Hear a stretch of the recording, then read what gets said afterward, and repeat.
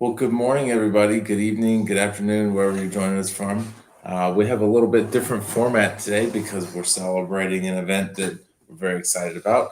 Kyler Cheatham, our Chief Performance Officer, the face of our business, and somebody that inspires a lot of us, has been nominated for an award by the Women in Tech Global Organization. She's been nominated as Most Disruptive for Women in Tech, and we think that's pretty exciting. So she's in Toronto today representing the Confluential and possibly looking at winning an award for the most disruptive women in tech in North America. And if she wins, she competes on the global stage for the same award in Paris. So we're pretty excited about this. This is obviously pretty cool. To give you a quick introduction, my name is Adam Cheatham. I'm the CEO of the Confluential. At the Confluential, we focus on making an analysis of how you use technology more effective in your business, and doing that from a perspective of how does it work for the organization and what does that mean to the business? Not the technology, not just IT, but how does it function and how do you get the most out of it? So today I will be your host. I might not be as good at it as our nominee here, but I'm going to give it my best shot. So I'd like to introduce you, Kyler Cheatham. Kyler, would you like to introduce yourself? Yeah, absolutely. It's so weird. The roles are reversed, right? So I'm I've Kyler. never won an award, so I don't think I the I role. I mean, I'm honored to be nominated, and just to be in a sentence with the group of women that I am in the field with is an absolute honor. So, but I'm Kyler Cheatham. I'm the CPO here at the Confluential, and it's interesting, that we were nominated for the most disruptive award because of our approach to the Confluential is really prescriptive, right? We created a diagnostic strategy around what does it mean to own your own technology strategy. And it's always kind of blows my mind that that is disruptive, right, Right. to our industry. So here I'm happy and honored to be representing our company on a global stage. For us, it is international as it's in Toronto. We're based in the States. And just to have that opportunity to kind of talk about what is the next frontier of technology, and more importantly, how do we bring more women into the fold, which obviously I am extremely passionate about as someone that didn't have a linear role into technology. It wasn't certainly a traditional way that I got into the space, but I've built a career around it. And I think there's lots of room for diverse ideas and different creativity in the technology industry. So hopefully I can be a representation of that. I think you're doing a great job, and we're really impressed. What I'm curious about is something that you touched on. We don't really talk about the Confluential doing much that's disruptive. We just kind of do what feels natural to us, and that seems to cause ripples, which is fine. Being disruptive is not a bad thing. But I'm curious what you think the word disruptive means to you Yeah. as a woman in technology. Yeah. I mean, that's a really good question. For me, our overall industry is full of just honest corruption. I always compare it to the organized crime business model because we have big software that really forces clients or businesses into a space of being locked into a technology, right? We don't see a lot of other business models that quite literally force you and hold your own intellectual property hostage, like your data, so that you can't switch technology. And for my mission, the only thing I want to disrupt is that you have options on all of my channels. You might agree with me, you might disagree with me, totally cool. The point of it is not about me being right, it's about creating dialogue around options that businesses have. in the technology space and how they can really take ownership over their own strategy. Too long we've had this traditional mechanism of thinking that we really have to change our people and processes to align with the technology. And really, that's quite the opposite of what our approach and methodology is at the Confluential. We have a lot of people that come to us saying, we need a traditional ERP system, we need, some sort of core enterprise technology system. And many times we actually say, you don't actually need a system at all. You need, these types of different pieces of strategic approaches to looking at your IT modernization or your AI or your shop floor, whatever you're trying to modernize. And to me, that is the disruption that a lot of times we bring to the industry, is actually bringing options and conversation. I think we are just light years behind.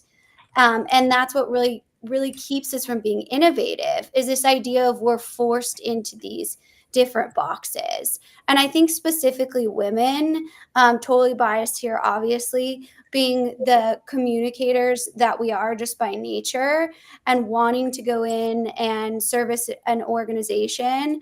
I think a lot of times that can be seen as something that is more of a weakness, when it's actually quite literally a strength, to be able to come in and really calculate what's best for the business and what you're serving. So that's what I define disruption. I mean, I'm curious to see what you define as disruption. Oh, wow, you're the one in the hot seat Yeah, today. right. I guess so. I'm Well, not so used to that. this is something that I think is an interesting word, because I don't think of us as outright seeking disruption. I think we just go after things that make sense to us, Hmm.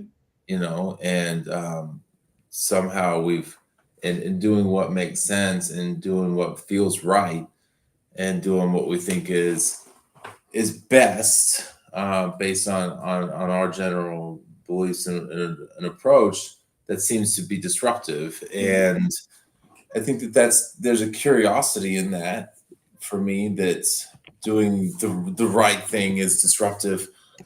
Um, I guess if you think about it, on a global scale, there are enough opportunities and enough spaces to disrupt just about anything. But I don't know that I would come out and say that we choose to be disruptive and that's a part of our core model. We just choose to do things that seem to make more sense and advocate for folks who maybe are disadvantaged in the space. And by doing that from a female perspective in a male dominated industry, maybe that is disruptive. And if that's the case, then maybe that's part of what makes us who we are, right? The fact that we're not out there trying to be disruptive is kind of the sometimes the harder you try to be something, the harder it is to do it.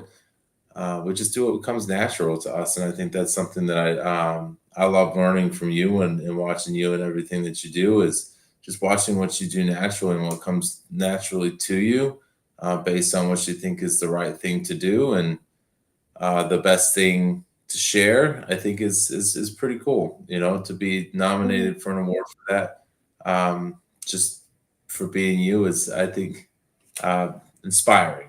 So pretty cool. Well, thank you. I appreciate that. I mean, I want to definitely just pick up on that thread of, this is a team award. Sometimes when you're the face of the business, your name is on things, but a lot of times that's because you have an amazing team behind you, that we've been really intentional about building the culture here at the Confluential, and hopefully we're doing a pretty good job. But I think it really speaks to the people that work for us, specifically our younger employees, that have really come into the space of wanting to help clients and not be kind of boxed in by corporate red tape or anything like that, or really innovate on these new AI tools. So it's really a big just overall sentiment of their dedication to creating integrity in the industry. Awesome, awesome. Well, I've been thinking about this a good bit. This isn't the only time you've been nominated for an award like this. No, You've it's had a not. series of nominations Mhm. recently for Women in Technology. I love that this one is the Disruption Award. To take a step back, the annual Women in Tech Global Awards I think 10 of them. And I'll pull them up here for briefly to read from it. So there's the Aspiring Teen Award, the Best Ally Award, Most Impactful Initiative, Most Disruptive, of course, Women in Web3, Startup, Tech Diplomacy, Global Leadership Women in Tech Award, and Women in Tech Lifetime Achievement Award. So there are 9 of them. And my curiosity for you is, of that list, what do you think stands out about the most disruptive on that list, given that there are a number of categories and Yeah. this is one that they picked you for? Well, I think really, the reason behind this award is a lot due to our River AI tool, which again was created by our female engineer, and I think that piece is really disrupting the industry because we've had clients fire us over River AI because they don't want to give access to that type of information. They want to gatekeep it so that they can charge a consulting fee to give our community shortlist, and we just simply don't believe in that anymore. We see a lot of people going to generative AI tools like ChatGPT or anything like that to get shortlist. And so what we did is we tapped our colleagues that we knew had very very, I would say, high integrity data, right? Around what does it mean to be unbiased? What have they done to evaluate these tools?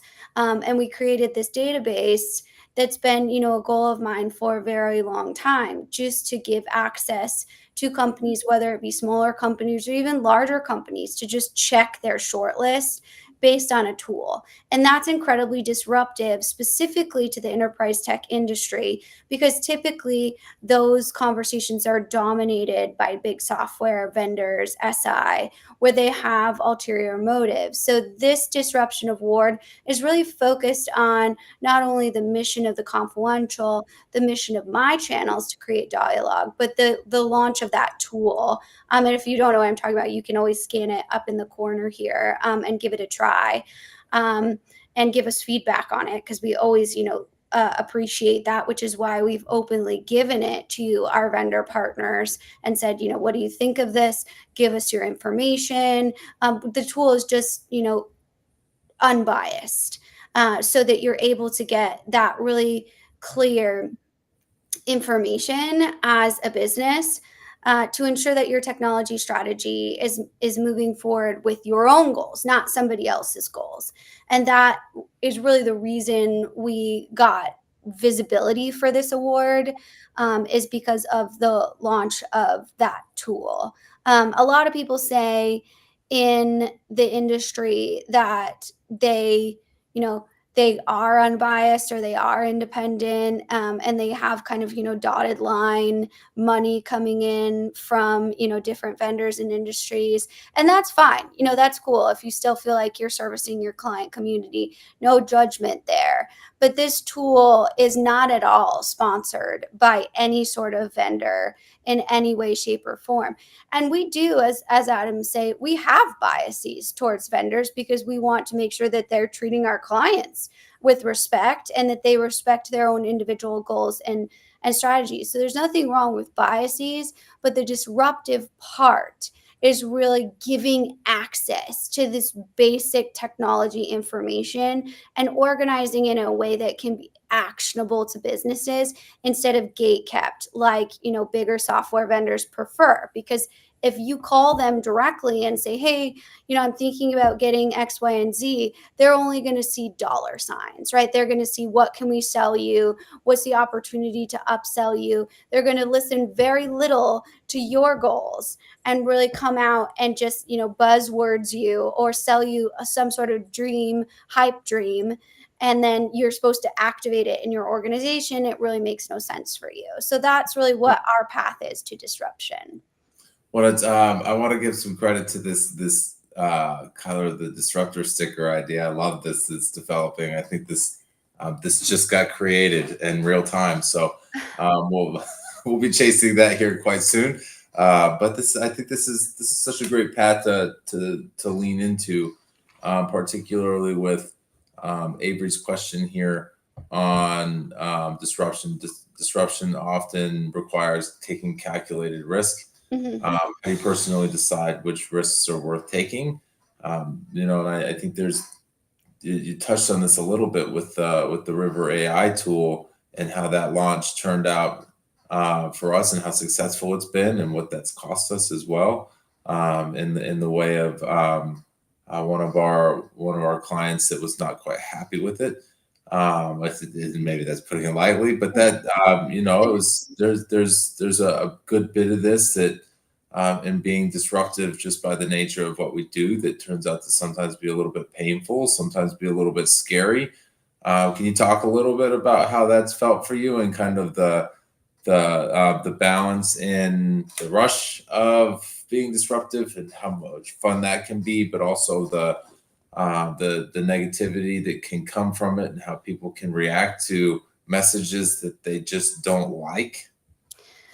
Well, I think growing up in the industry on the internet, I don't care what people say. And I have that blessing because it's just been beat out of me, right? It's something that unfortunately, has been something that I've experienced throughout my entire career and being in front of the camera. So I had a now, conversation with one of our employees today about how you used to have to literally call the internet. You placed a phone call oh, to the internet, and he yeah. was Oh, like, those were the dark "What?" ages. Yeah. Those were the dark ages with the dial up and, Right? ripping CDs off the Anyway, internet sorry. and all of that. Yeah. I don't wanna incriminate myself, or anything like that, but maybe that's legal in Canada, I don't know. But but yeah, I think that piece of it, you have to find some empathy for people when they're in these high stress situations. We see that a lot as project or program managers. You're going into an area in which people are scared. They have a lot of fear of, right, like, what is this technology going to do to my value in the organization? It's the same thing in the overall business community. When you advocate for transparency, there's always people that are going to say, you should be doing this, you shouldn't. But at the end of the day, if you're real clear on who you are and what your mission is, it becomes very easy to kind of weigh those to the side and see them for what they really are. People that are nervous about their livelihood. This is one of the most vulnerable areas of their lives, how they feed their families. They get nervous over that, or, they're just simply not happy with their own lives, so they come on the internet to talk about other people, and that also is pretty sad for them. But at the end of the day, if you wake up every single day and you're feeling good about what you're doing in the industry, and you know that maybe your disruption is ruffling some feathers, but at the end of the day it's really committed to the promise and the goal for your clients, then I think that feels really good. And life is really simple in that way. If you close your eyes and you feel good about what you're doing when you go to bed at night, then you're doing the right thing, right? And just, a quick shout out to Alfonso here. We had a great conversation on his podcast not too long ago. And I think that's a big piece of what we've created with this disruption is a community. He really takes on the K-12 space to showcase what's the best for technology in that area. And a lot of what we've unlocked with disruption is just people within certain industries that want to do things differently because they feel as though there's more efficiency or there's more service to be made to their community. And that personally is way outweighs anyone saying, I really hate your shirt on the internet. I'm not really concerned about that. Or, you should definitely go with SAP because they're the best. Okay, whatever. I Yeah. don't care about those things, but what I do care deeply about is people effectively servicing their industry to make it a better place. So, I think that's funny that you put it that way, but because one of the most hilarious things I think that I've gotten on this is Adam needs a new camera, and well, maybe you shouldn't put your hand in front of it. Like, what do you? really lost focus that I was trying to get. That's so. All right, I very technically capable of some things, maybe not others. For whatever reason, the multimedia tools are something that um, have Technology executive that can't work technology, but Whoa, he can whoa. do some serious dial-up internet. Don't worry about it. I do all right with technology, I'd like to think, but for whatever reason, I need to do a review of my technical equipment because even the minor adjustments, I think I just need a wholesale redo because of Mhm, this particular camera will lose focus. Like if I lean back, it will lose focus and then it doesn't ever regain it. So I found that if I make it if micro focus, it will bounce back. But anyway, I think that for me, watching you go through this journey and seeing you be you is kind of the biggest part of it. I think that that gets kind of back to the if you do what you think is right and you do what is going to help you sleep better at night because you go to sleep knowing that you did the right thing, um, and the rest takes care of itself. That's kind of how we ended up in this mhm. space. You go back Exactly. to the launch of River AI and the conversation on that. We really truly believed, and we still do, that this is information that people were going to get on the internet anyway, right? Mhm, mhm, It's used to be that you would Google it, and you'd have to do quite a lot of investigation to mhm. figure out whether or not you had a good list and things like that. So hiring a consultant who had a background in ERP and ERP selections and all that activities made a lot of sense because you were paying for that ability to synthesize all of that information. And now with the advent of AI, ChatGPT, Perplexity, and the like, all of which we use in varying capacities to support what we do, has changed that equation, Mhm, right? You can put in what's the best shortlist for my company into ChatGPT, and you can really get after it. You can get some great answers. But AI, ChatGPT, and all the other generative engines, they do have their drawbacks, oh, especially that they are subject to the whole internet. mhm, They don't really have the ability to focus as much. And I think that the best indicator of that is you ask a lot of questions that are maybe time based, mhm, um, and they really struggle with that. My favorite recent one is with some of the fires in Colorado.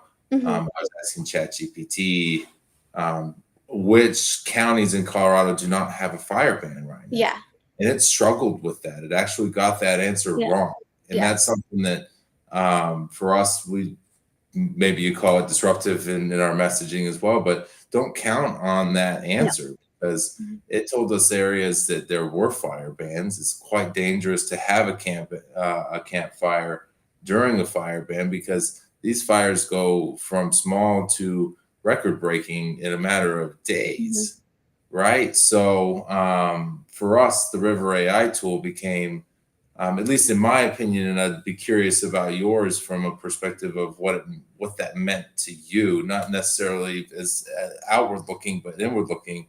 It was that access to a more refined perspective, in mhm, that this comes from only ERP related requirements, processes, and evaluations. So that is its only data set. It's not mhm. subject to all the garbage No. that NetSuite puts on the internet about what they can do, and none of the information about what they can't. It's not just NetSuite; they all do it. Mhm, Um, absolutely. Yeah. so what are your thoughts on why that tool meant something to you? Whether it was that it was disruptive, or what was Mhm. important about it to you? Well, I've wanted to do something like River AI for a long time because just to wade through the confusion in the marketplace.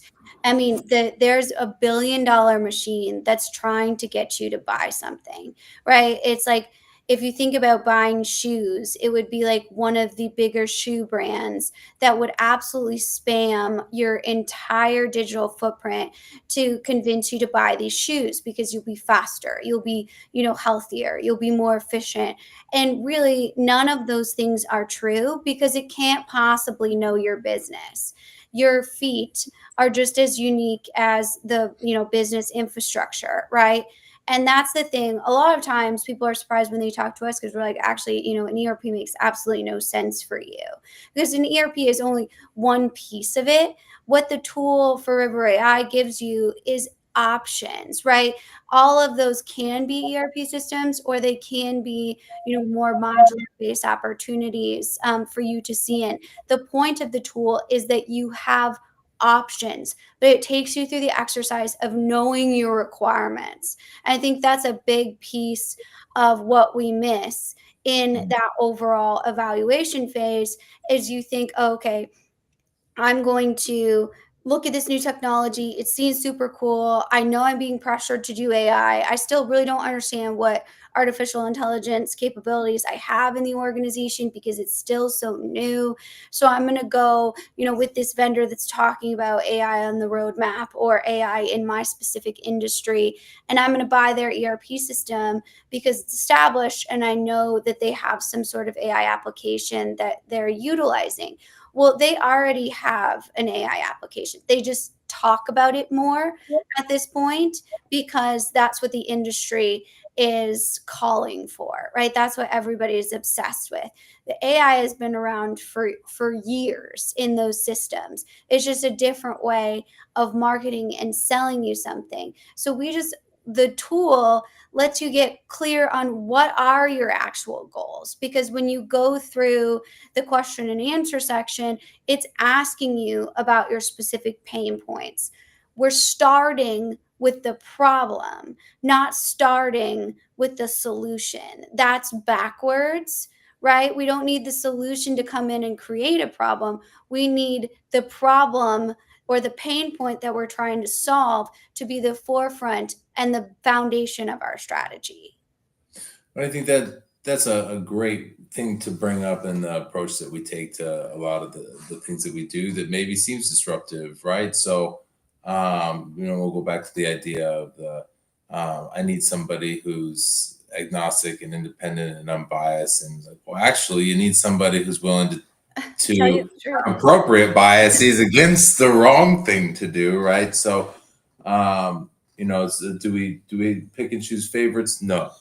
Do we come out and say this is the right tool for you because you're different? Yeah, and we should be biased against the wrong thing, right? So if you are an advanced, and for whatever reason at the time of the morning, this is a popular thought in my head. But if you are an advanced engineering firm who's an Yeah.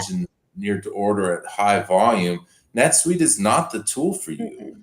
You should be biased against the thought that beautiful dashboards are what you need. It's Mhm. not. And that bias should be important to you. Do we want that to become, but you can only buy this one tool? And that's what we mean when we say bias can be a useful tool and it's something that's important. As we kind of wrap up, because I know that you have a busy and exciting day, but I kind of am thinking the last most important question to ask of you is, when we think about disruption, what do you think is the most important disruption in the space that the technology space needs the most right now? And maybe it's not the most important disruption Mhm. because by nature, what we tend to think is most important and the biggest need ends up being disruptive. But what Mhm. do you think is the biggest disruption that's required right now in this industry for clients to move to the next level? Mhm. I mean, this is going to be probably an unpopular opinion with me, but what else is new, right? I think they need grounding. And that piece is genuinely what they need to remember. Going back to basics, remembering basics of leadership, and remembering that technology is not a silver bullet. All that it's going to do is make the problems of your processes, your culture. It's going to amplify that, and it's going to make inefficiencies faster. That's all, right? It's going to make your mess more of a dumpster fire. And that's why often when we come into an organization and do an environmental architecture analysis, we say, well, we are far away from technology, my friends, right? We don't care about selling you any sort of technology. We care about making sure that your business is healthy and profitable. And if technology is part of that, that's awesome. That's our specialty. But if it's not, then we need to sit down and do some process work. We need to do some leadership CIO training. We need to, understand what the next step is. I know businesses want to remain competitive, but guess what's going to make you competitive? Taking care of your customers and your people, just as we've done for hundreds of years in the, business community. A lot of times what we see is when big software is in trouble, right? When ERP is no longer the hundreds of millions of dollars of licenses they sell, they get more aggressive and they Mhm. create this fear in the marketplace. Just ask SAP, right? We're sunsetting our system. Apparently they're going to announce, 2030, whatever, right? This game that they play with their customers that is honestly ridiculous. It's And predatory, is what it is. I absolutely agree with you. Way better word than ridiculous. But um, I really think that businesses need to take a breath, slow down, remember their strategy. Slowing down doesn't mean you're not progressing forward. It means that you're getting grounded in your strategy and you're seeing the industry for what it is, full of BS. And that's really what you need to be able to see through is have that vigilance within your process and remember that technology is not going to solve your inefficiencies or broken culture. It's going to do Yeah. quite the opposite. Yeah. And that's my number one disruption. I'm, of course, curious to hear yours or the audiences as well of Yeah.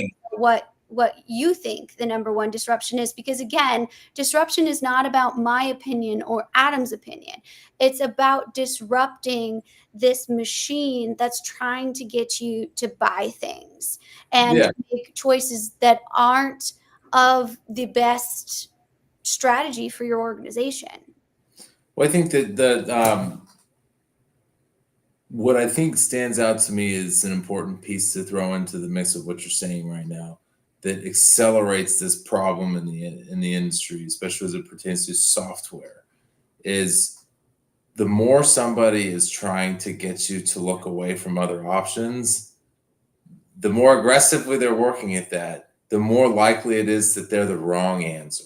Mhm. Right. So the more somebody is telling you, we're the only thing out there that's right for you, this, that, and the other, the more likely it is that there are other things. Because when a salesperson tries to shrink your field of vision to Mhm. only them, it means that they're afraid of something. Exactly. And if you slow down, you'll see your path. I think that's incredibly important because making good decisions takes time. It's not something that happens fast. So that's something that I think is important in this. And I think what's also important is what you said about how this creates all you're going to do is make your problems happen faster if you don't look at this more holistically. I love that environmental architecture approach. The idea that everything from the outside and the inside is involved in this conversation. You just have to see it in the places where it has influence. We used to talk about in the industry, and I'm one of the folks been around long enough to know that it's like you don't code your problems into technology. It just makes Mhm. them faster. But today you don't get to do that. You don't even get to code your problems into it. Absolutely. Yeah. You get to use a software based on where you're at right now and cram your business into it. And if you haven't solved your problems before that happens, um, now you have a 5-year subscription to those Absolutely. problems, right? Now what you've done is you've created a scenario where you're paying to not be able to get out of your problems. Such a good point. Such a So good point. when you think about solving them up front, your people problems, whether it's training or policy or any sense of enablement, upskilling through change intelligence and those types of things, and being able to adapt to the changing environment of your business. If you don't fix that, you just put a tool in place. You allow those inefficiencies to congeal. Not even just congeal. This isn't setting in stone. This is setting in steel, right? Mhm. You can't just smash this to bits Yeah. and put it and try to reassemble the pieces. It doesn't go away at that point.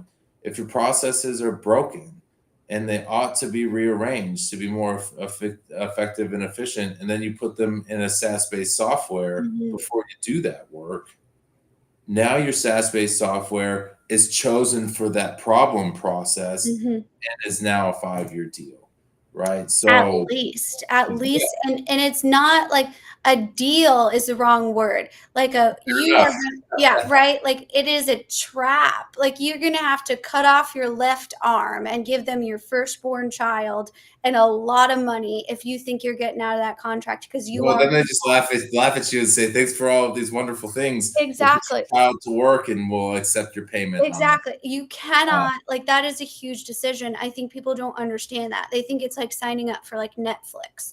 No. You cannot just cancel that subscription. These are some Written of so the that you most complex contracts that you've ever seen. Even internal counsels, we know, for billion-dollar organizations still need to outsource these contracts to a specialist because they are so tricky. They are written to trap you. And that's what we're trying to disrupt is hey, maybe don't do that. Maybe just get customers because you have a great product and you have excellent support. You don't have to trap people into like force liking your your system. Like that's weird, so please stop doing that. I think this next generation is really coming into that leadership role, but only if the CIOs of the future can remember that leadership comes first. Technology becomes third, fourth, fifth, right behind yeah. being a good holistic leader. So I know we could talk about this for hours, but I deeply appreciate, I just want to say, in the comments here and in the community, this award is because all of you are so supportive to my content, and our team here at the Confluential is just such a high integrity team that I learn from every day. I just want to say how deeply grateful I am for the community, and of course for your leadership, Adam. I'm not the CEO of the Confluential because I don't have that skill set. That's not in any way of a weakness of mine. It's just again an awareness to say I do things differently, and you've really led us into becoming a mature company, and we're all deeply grateful for you doing that too. So Well, you're giving me more credit than I deserve. All I did was push you into the limelight and say, "Go make a face for our." I don't know about that. Do You weird skits on the internet. Yeah. well, that there we bring a lot of important topics to the conversation that I think you spearhead that conversation quite well in saying this is what we should be talking about. That don't like I have no and this is me talking for Kyler when she says this, I have no dog in this fight because I'm not the one that's going to buy your software. I'm not Mhm. the one that's going to deal with your problems. I'm not the one that's going to be able to reap the rewards of your success. I'm just here to share my experience, and that's she does such a great job of that. I just want to take a moment before we finish up here, a little bit shorter format this week because Kyler has an event to go to. Um, but just take a moment to just celebrate you and all the hard work that you put in, all the wonderful things that you've done for our family, our business, and for women in technology. I think that last piece is, Mhm. while we think of our family and our business is important to us, I see what you do as something so much bigger because women in technology is something that's important. It creates that diversity of thought and experience that is important. And if you don't allow for that in the space, then you aren't getting all of the bits and pieces of what makes your business work and function.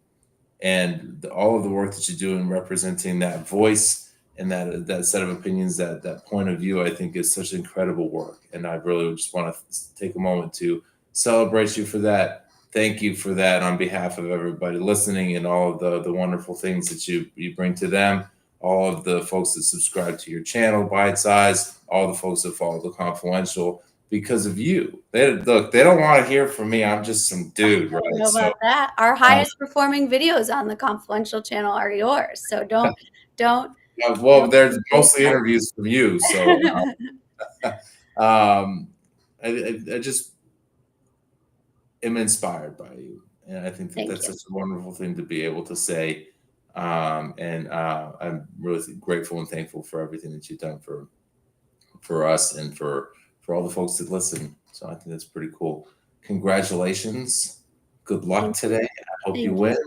Of course, if you don't, this is such a great space to be associated with, guilty by association, if you will. Yes, it just Uh, to meet the women is just an incredible honor. I mean, that's a win enough for me. So, yeah. so congratulations to all of the other women Mhm. that were nominated for awards in all of these wonderful categories. This celebration, I think, is wildly important. Um, I hope you all lose to Kyler. I'm biased in that, if you will, but I think that this is something that is a bigger picture thing that's important to celebrate, not just for us, but for Kyler and for women in technology in general, because that's an important part of the world, and it's an important part of people who are affected by technology, who are impacted by technology, and who impact technology. I think it's quite time that that women's impact on technology is felt a little bit more, so that it can become a growing area of expertise. So thank you for everything that you do. Thank you for everybody who tuned in and listened and participated. I appreciate that we have such an amazing audience, and go get them, Kyler. Good luck. All right, guys. Thank you so much. We'll see you next week.